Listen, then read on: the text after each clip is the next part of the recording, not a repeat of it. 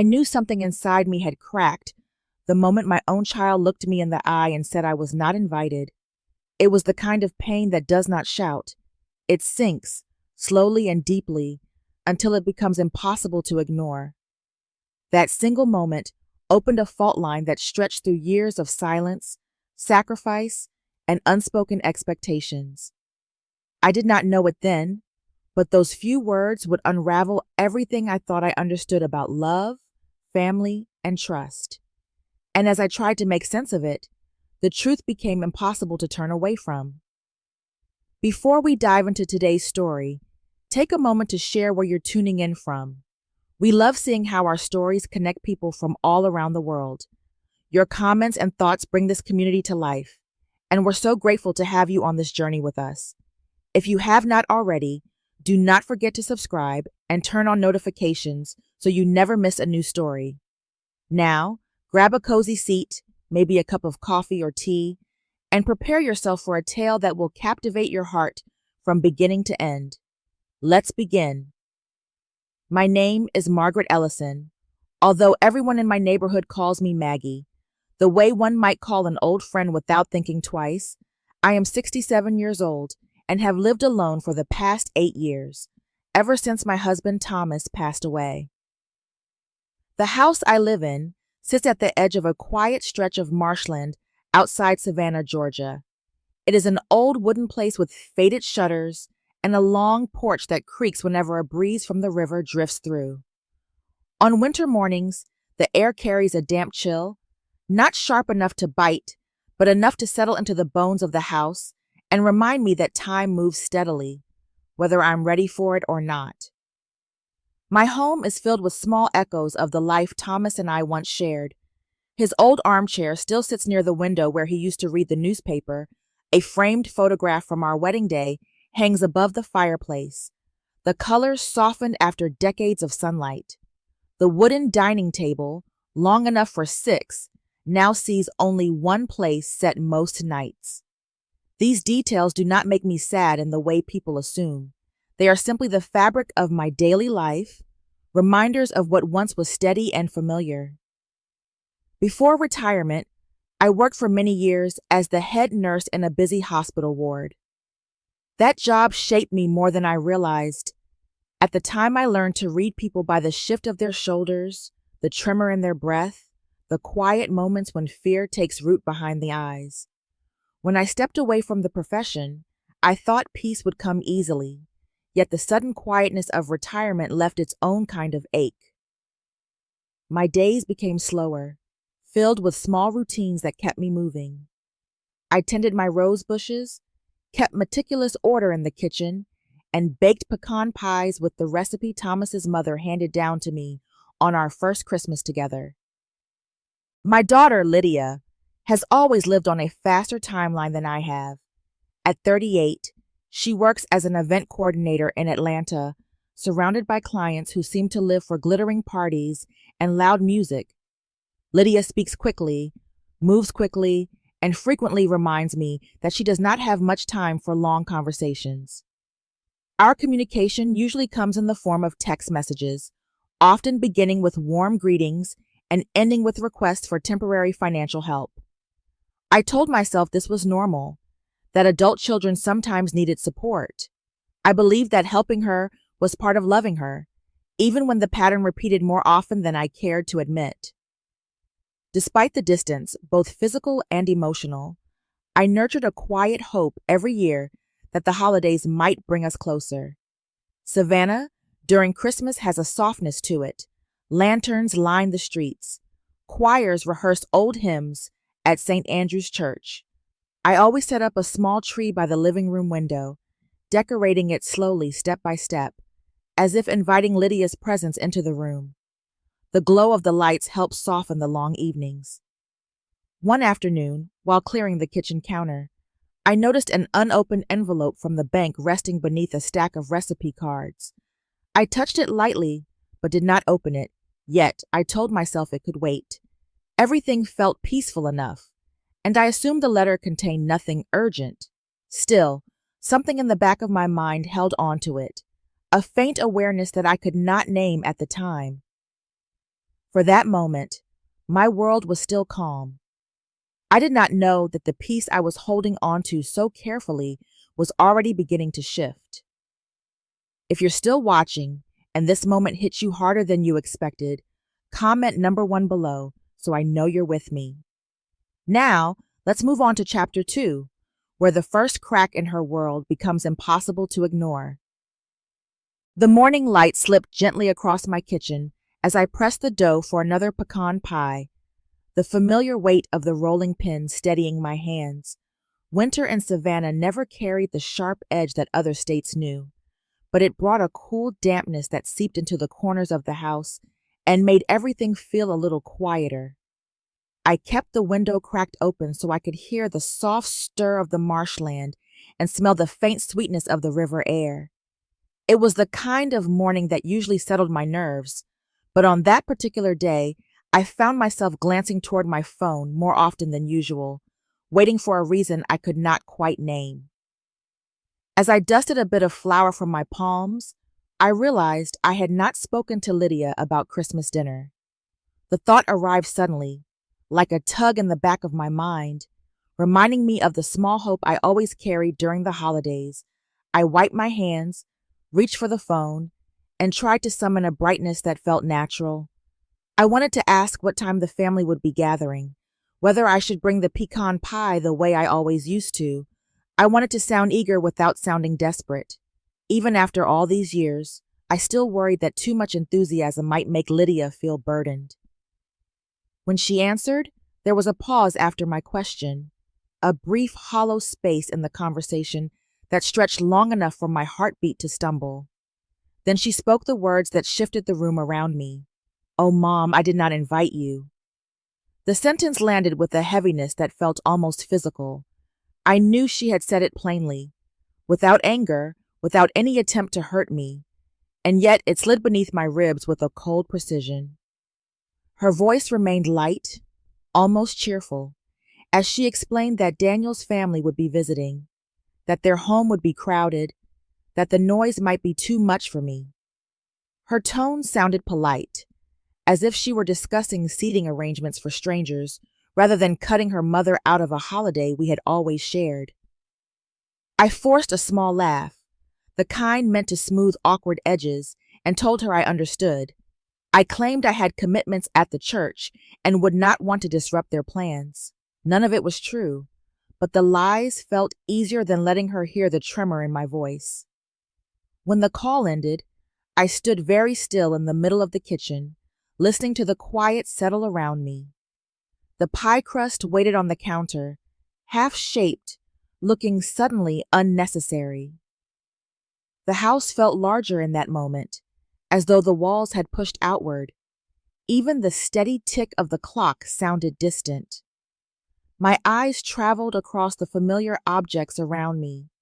The wooden spoon Thomas once carved, the apron faded from decades of use, the little ceramic dish I kept salt in. They all seemed to watch me silently, witnesses to a wound I had not expected. It was not only the absence of an invitation that stung. It was the realization that, in my daughter's eyes, I no longer belonged in the picture she called family. As I cleared the counter, my hand brushed against an unopened envelope from the bank, tucked beneath a folded dish towel. I picked it up, feeling the slight weight of it between my fingers, but set it down again. There would be time to look at it later. For the moment, the idea of opening it felt too similar to opening the truth of what Lydia had just said. I was not ready for either. I told myself she was simply overwhelmed with holiday plans, that she had not meant to hurt me, that things change as children grow older. I repeated these thoughts like a quiet prayer. Still, when I returned to the pie, the dough no longer held the same warmth it had earlier. I whispered into the stillness, more to myself than to the room, that perhaps Christmas was different now, even if I was not ready for it to be. If you're still watching and feeling the tension building, drop number 2 in the comments to let me know you're following every step. Now let's move into chapter 3, where the real trouble finally shows itself. The day after Christmas arrived with a muted gray sky that pressed low over the marshes, flattening the horizon and quieting the usual morning sounds. I moved slowly through the kitchen, gathering empty plates from the modest meal I had prepared the night before. I had set only one place at the table, arranging everything with the same care I once used for larger family gatherings, though the reason behind the ritual felt more like habit than celebration. The roast chicken I had cooked was tender enough, the vegetables seasoned the way Thomas used to like them, and the pecan pie sat perfectly cooled on the counter, yet every bite had carried an aftertaste of absence. Even the small flicker of the candle I lit during supper felt like a reminder of how still the house had become. That morning, determined to reclaim a bit of order, I straightened the dining room, folded the tablecloth, and swept stray crumbs from the floor. As I lifted a stack of unopened mail from the sideboard, the envelope from the bank caught my eye again. It had been lingering there for more than a week, overlooked by choice rather than accident. Something about it carried a weight that made me uneasy, as though the envelope had been waiting for me to be alone. Settled and unguarded, I carried it to the kitchen table and sat down, feeling the familiar dip in the old wooden chair beneath me. I opened it slowly, letting the air from inside the envelope escape in a faint papery breath. The first page of the statement was ordinary enough, but as my eyes moved down the list of transactions, my heartbeat began to thrum against my ribs. One charge, then another, and another. The numbers rose sharply, stacked like warnings I had missed. Payments to Magnolia Heritage Hall, deposits made to Southern Lace bridal charges from Oakshore Lake Lodge. The totals combined into a staggering figure, $28,600 withdrawn from my retirement account. For a moment, my vision blurred, as though the ink on the page had begun to bleed. I blinked until the letters steadied. These were not mistakes. They were deliberate withdrawals attached to businesses I recognized only from the stories Lydia had told me about her wedding preparations. The thought hit me with a cold clarity. The money was gone, taken without my consent. My mind pulled back to a conversation 2 years earlier. Lydia had asked to be listed as my emergency contact. Mentioning hospital bills and practical concerns, I remembered signing a form, relieved that she cared enough to think of my well-being. Now, I understood that what I had seen as love had been an entry point, a door I had unknowingly unlocked for her. My hand shook so strongly that I had to set the papers down. The house felt different in that moment. The familiar creak of the floorboards, the gentle sway of the porch swing outside, even the framed photographs of Thomas seemed to shift under the weight of what I had discovered. I felt as though I were standing at the edge of a truth I had ignored for too long. Just as I tried to steady my breath, my phone chimed. I opened the screen to find an email from a lending company in Atlanta. The subject line stated that a loan under my name was past its due. My stomach clenched. I had never taken out a loan in my life. I opened the attached document and stared at the signature at the bottom of the form. It looked almost identical to mine, but not quite. It was the kind of imitation someone could make after years of watching me sign birthday cards and school forms. The realization settled heavily on me. Lydia had not only taken my savings, she had used my name to borrow more. This was not thoughtlessness, it was intention. It was the kind of betrayal that reached deeper than money.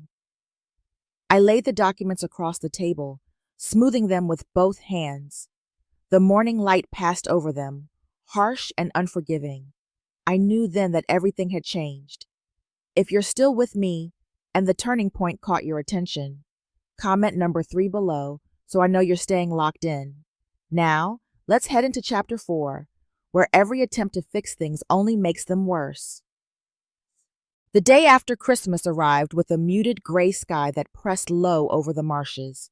Flattening the horizon and quieting the usual morning sounds, I moved slowly through the kitchen, gathering empty plates from the modest meal I had prepared the night before. I had set only one place at the table, arranging everything with the same care I once used for larger family gatherings, though the reason behind the ritual felt more like habit than celebration.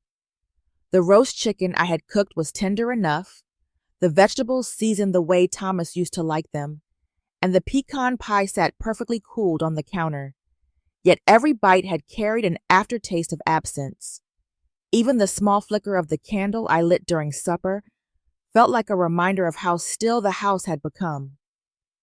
That morning, determined to reclaim a bit of order, I straightened the dining room, folded the tablecloth, and swept stray crumbs from the floor.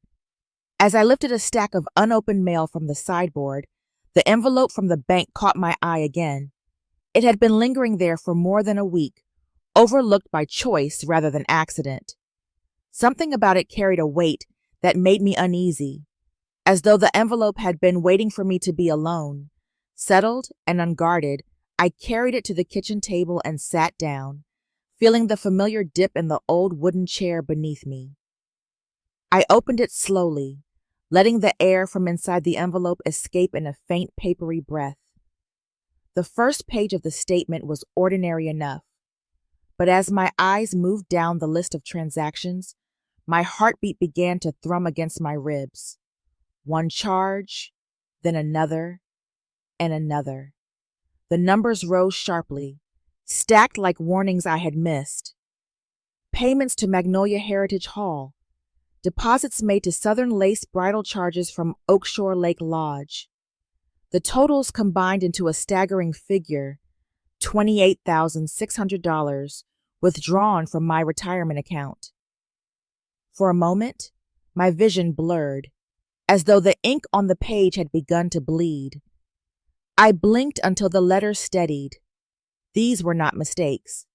They were deliberate withdrawals, attached to businesses I recognized only from the stories Lydia had told me about her wedding preparations. The thought hit me with a cold clarity. The money was gone, taken without my consent. My mind pulled back to a conversation 2 years earlier. Lydia had asked to be listed as my emergency contact. Mentioning hospital bills and practical concerns, I remembered signing a form, relieved that she cared enough to think of my well-being. Now, I understood that what I had seen as love had been an entry point, a door I had unknowingly unlocked for her. My hands shook so strongly that I had to set the papers down. The house felt different in that moment. The familiar creak of the floorboards, the gentle sway of the porch swing outside, even the framed photographs of Thomas seemed to shift under the weight of what I had discovered. I felt as though I were standing at the edge of a truth I had ignored for too long. Just as I tried to steady my breath, my phone chimed. I opened the screen to find an email from a lending company in Atlanta. The subject line stated that a loan under my name was past due.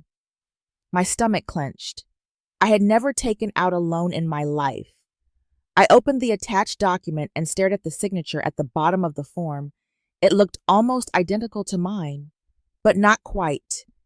It was the kind of imitation someone could make after years of watching me sign birthday cards and school forms.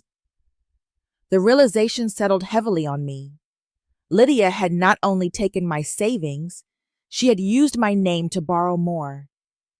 This was not thoughtlessness. It was intention. It was the kind of betrayal that reached deeper than money.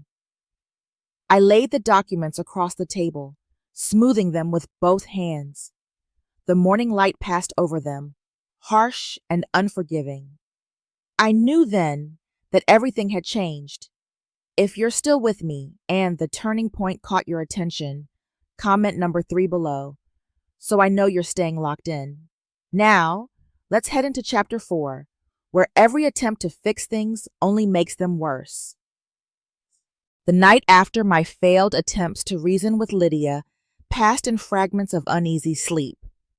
Every time I drifted off, I woke again with the same hollow pressure in my chest, as if the truth I had uncovered refused to release its hold on me. By dawn, the sky outside my bedroom window had settled into a muted shade of blue-gray, the kind that announces a cold front moving over Georgia. The air felt thicker than usual, and even the marshlands seemed strangely still. I sat on the edge of the bed, staring at my slippers on the floor, knowing that the quiet approach I had taken for so many years would no longer protect me. Silence had become its own kind of surrender. I dressed slowly, choosing a simple sweater and the coat I wore only for long drives. As I locked the front door behind me, I felt the weight of the moment settle heavily in my shoulders. The drive from Savannah to Atlanta stretched ahead like a road I had been avoiding not just physically, but emotionally for far too long. The early morning traffic was sparse, and the trees lining the highway blurred past my window, tall pines flickering like sentinels, bearing witness to my resolve. With every mile, I felt the ache of disappointment mingling with something sturdier, something that felt almost like strength. By the time I pulled into Lydia and Daniel's apartment complex, my pulse had steadied. The building stood tall and modern, its glass balconies and manicured landscaping a sharp contrast to my weathered southern home. I walked toward the door with my folder tucked under my arm, each step firm and deliberate. When Daniel opened the door, his expression flickered from surprise to confusion. Lydia appeared behind him, her brows lifting at the sight of me, though her eyes carried an unmistakable irritation. I stepped inside and placed the folder on the dining table, opening it without hesitation. The pages lay exposed between us, each line of numbers holding its own quiet accusation. I kept my voice steady as I pointed to the withdrawals, the dates, and the vendors that matched her wedding plans. Lydia glanced at the papers and then looked away, her posture tightening. She brushed off the seriousness of the situation, insisting that I was making too much of it, that I was remembering things incorrectly, that I was blowing a harmless matter out of proportion. Her words moved through the room like sharp, cold currents. Daniel, however, leaned closer to the documents. I watched the confusion on his face deepen into something heavier as he recognized the businesses listed. He looked at Lydia with a question in his eyes, a question she refused to acknowledge. The silence between them pressed like a stone. When Lydia spoke again, her tone had sharpened. She said I did not need the money, that she was using it for something meaningful, that she thought it was better than letting it sit idle. In her frustration, she let slip phrases that revealed more than she intended, confirming that none of this was accidental. She understood exactly what she had taken. The conversation shifted abruptly when she added that if I continued pushing this issue, she might have to ask a court to evaluate my mental competence. The words struck harder than any accusation could. They sliced through me with a cold precision that left me momentarily breathless. To use my age, my vulnerability, as a weapon against me was a cruelty I had never imagined coming from my own child. I felt the room closing in, the polished floors, the bright city view from the balcony, even the soft hum of the refrigerator. All of it seemed to echo with a truth I could no longer deny. Lydia was not simply overwhelmed or misguided.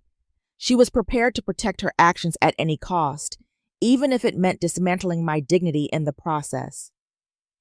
I gathered the papers slowly, tucking them back into the folder with the hands that trembled only slightly. Without another word, I walked toward the door. Neither Lydia nor Daniel tried to stop me. As I stepped into the hallway, I felt a sensation unlike the earlier helplessness. It was a sharp, steady awareness that the ground beneath my life had shifted, and that I could no longer afford to remain the woman who stayed quiet for the sake of peace. Everything had changed, and there was no going back. The drive back to Savannah felt longer than the journey up to Atlanta, even though I followed the same stretch of highway.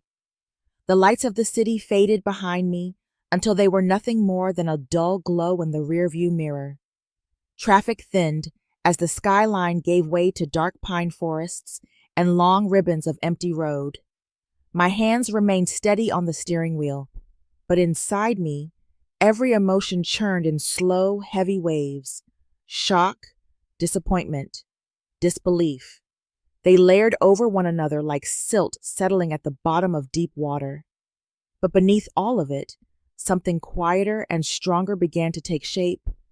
I sensed it in the rhythm of my breath, in the way my shoulders no longer curled inward.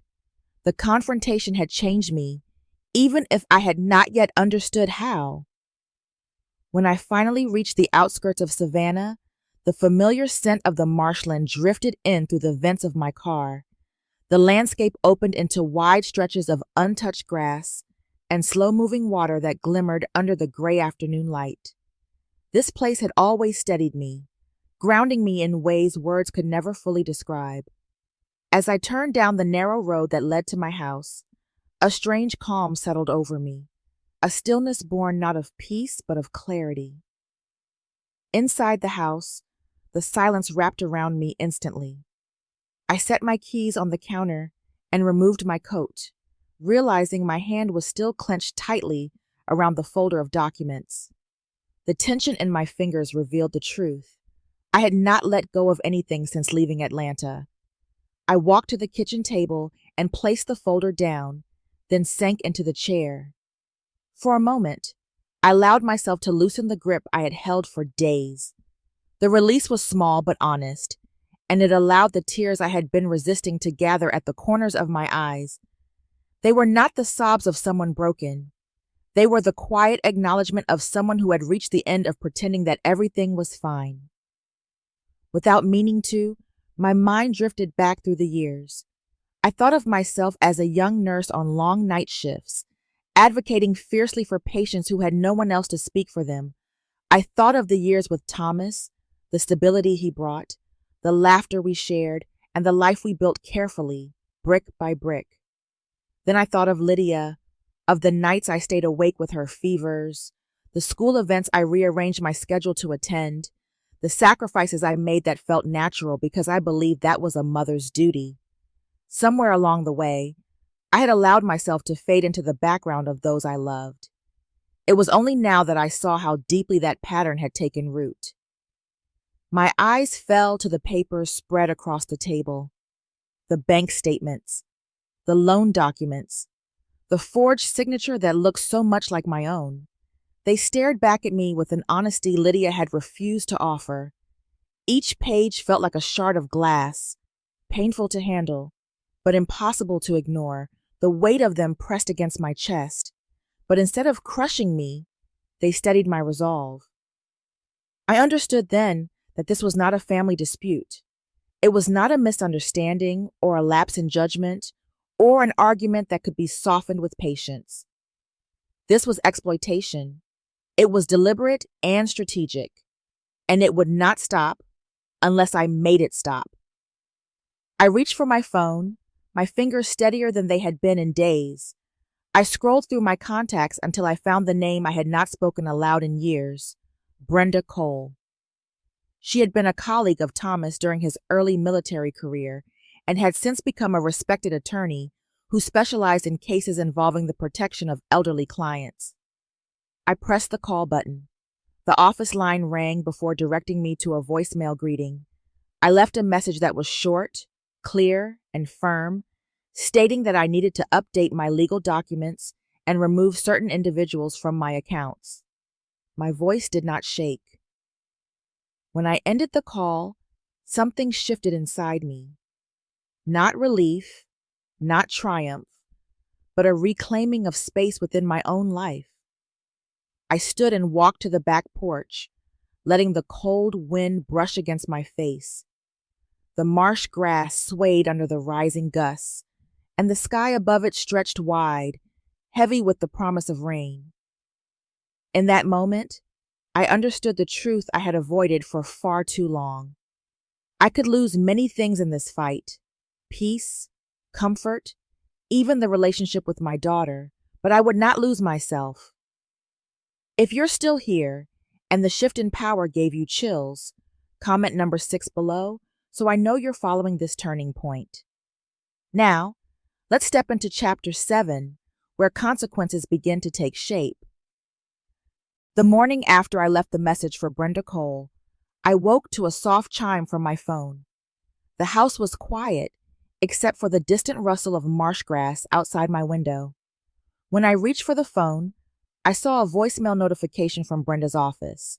Her voice, steady and confident, explained that she had reviewed my message and made room on her schedule to meet that very afternoon. I listened twice to the message, grateful for the sense of direction it offered. Even so, a faint tremor of apprehension lingered beneath my ribs. Taking action was necessary, but the path ahead felt heavier than anything I had faced in years. Brenda's law office was located in a modest brick building near the center of Savannah, tucked between a small bookstore and a florist shop whose fragrance drifted into the hallway. When I stepped inside, the reception area welcomed me with warm lighting and shelves filled with legal texts. Brenda emerged from her office with the same presence I remembered from stories Thomas had told. Her handshake was firm, and her eyes held a focus that suggested she had seen far worse than my situation and knew exactly how to navigate it. I laid the folder on her desk and opened it, revealing the bank statements, the loan documents, and the forged signature.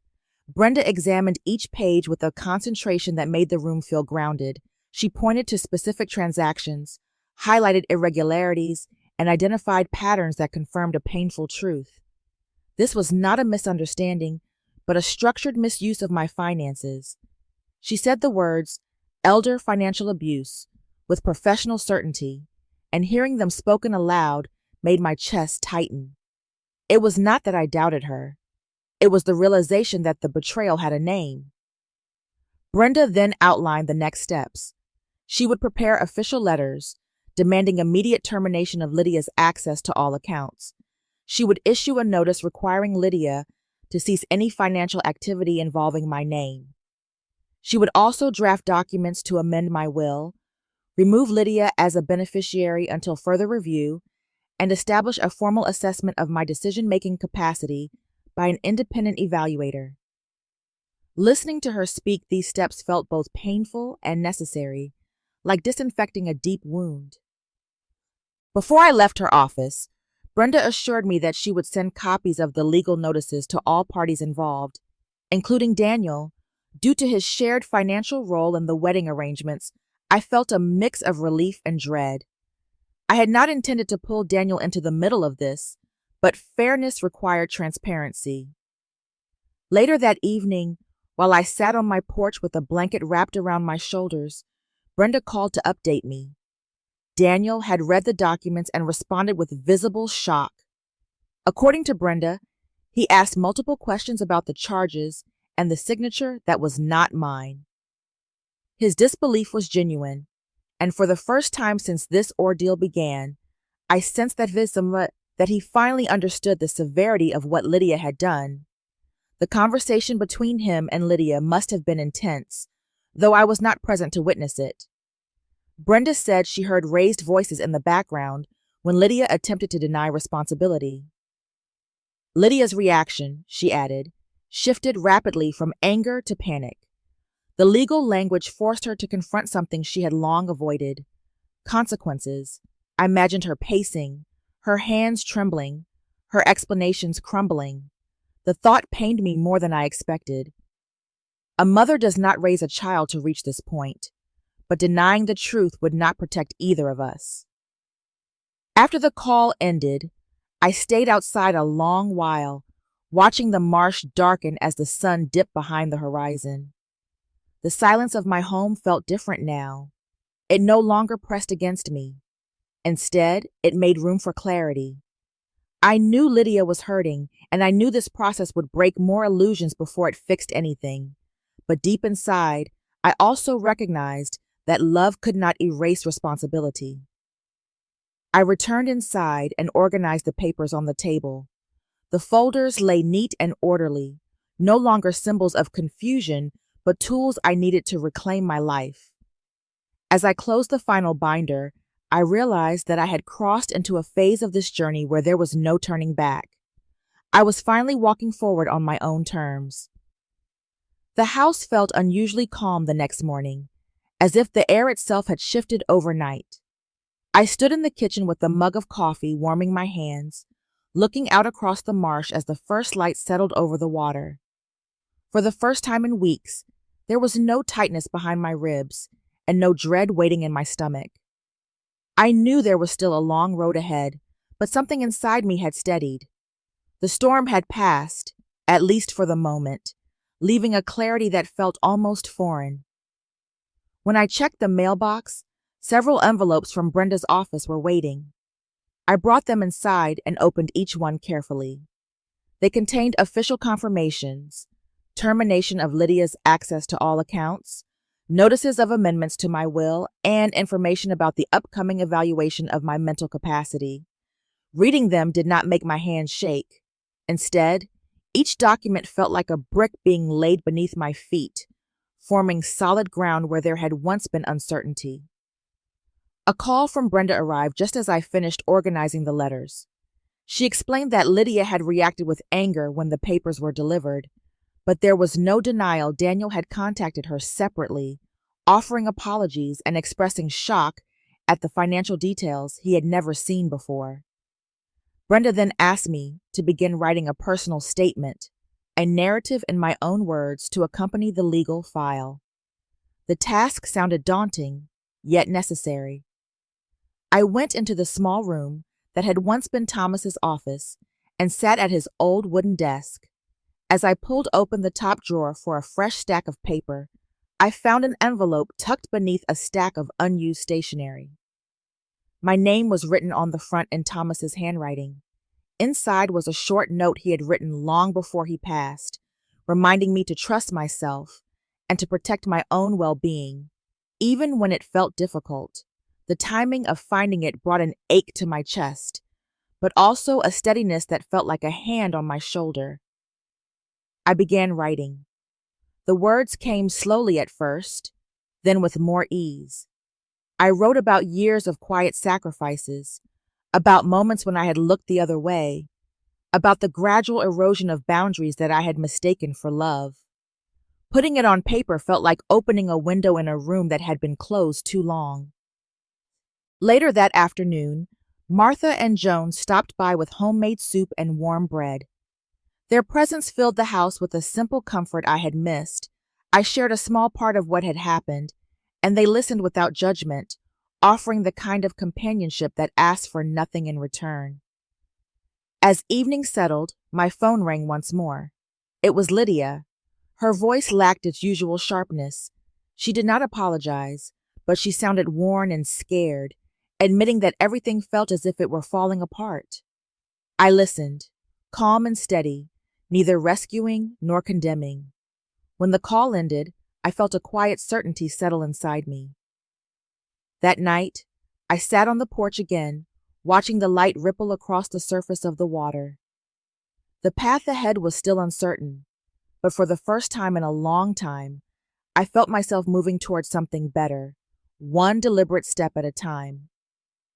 If you're still watching and ready to see how everything settles, comment number 8 to let me know you're with me until the end.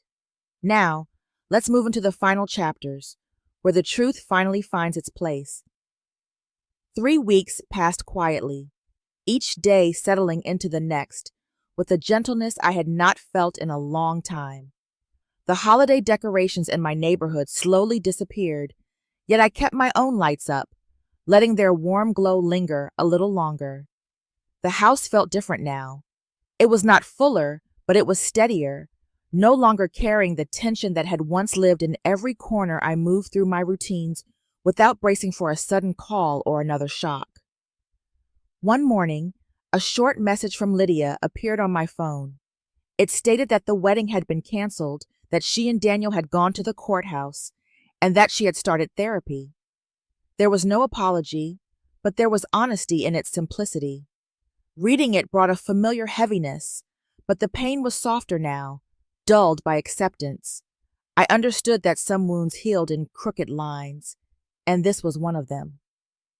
A few days later, an envelope arrived containing a small check from Lydia, the first installment of her repayment. Her handwriting on the memo line was careful, almost fragile. I placed the check in a wooden box instead of rushing to deposit it. Each month another check followed, small in amount but significant in meaning. They were steps, hesitant and imperfect, toward accountability. Another envelope arrived, this one addressed from Daniel. Inside was a letter thanking me for revealing the truth before he became too entangled to see it. His words held no bitterness, only clarity. He wrote that Lydia faced struggles he had overlooked, and that I had been the only person willing to confront reality. Life settled into something calm again. I spent my days tending the garden, reading on the porch, and reorganizing Thomas's old office. The legal documents were filed away neatly, no longer a source of dread, but a reminder of the boundary I had reclaimed. When Martha and Joan joined me for dinner on New Year's Eve, the house felt warm in a way that had nothing to do with the thermostat. It felt honest. Later that night, I stood by the window, the soft glow of the remaining holiday lights reflecting against the glass. The table behind me was small, set for 3 instead of 6, but it felt right. This year, the space belonged fully to me, and that was enough. The first morning of the new year arrived quietly, with a soft gold light settling over the marsh behind my home. I woke with a sense of ease I had not known in a long while, as if the weight I had carried for months had finally softened. The air felt calm, and for once, I did not rise with the expectation that something difficult waited on the other side of the day. I moved slowly through the house, taking in each room with fresh eyes. The living room still held a few glasses from the night before, when Martha and Joan had shared dinner with me. Instead of looking out of place, they made the house feel lived in. The space no longer echoed with loneliness. It felt claimed, steady, and wholly mine. When I paused by the fireplace, my gaze fell on the small wooden frame holding the cut credit card and the handwritten line beneath it. The simple message reminded me of everything the past weeks had taught me. I let myself remember briefly the cold air on Lydia's porch, the dread in Atlanta, the painful clarity in the documents Brenda studied with me, and the letter from Thomas that had reminded me I still had a self-worth protecting. None of it felt like a wound anymore. It felt like a path, difficult but necessary. I realized then that this journey had never been about legal steps or financial loss. It had been about finding the courage to step out of silence, to claim my own dignity, even when it meant facing someone I loved. Kindness had once guided me, but now it was guided by boundaries, not by fear. Later that afternoon, I wrote a short note to Lydia, not offering excuses or demands, only a quiet truth. When I placed it in the mailbox, I felt no trembling.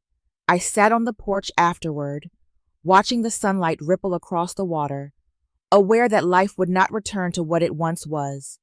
It would be something different, something clearer. Protecting myself had not closed my heart. It had finally made room for it. Some endings arrive not with triumph, but with a quiet shift inside the heart. They remind us that boundaries are not walls. They are invitations for respect, clarity, and the kind of love that does not ask us to disappear. When we finally reclaim the space that was always ours, we learn that protection is not selfishness. It is self-recognition. Healing is rarely dramatic. It unfolds in small choices, choosing peace over approval, truth over comfort, and dignity over silence. And sometimes the most courageous act is simply refusing to shrink any further.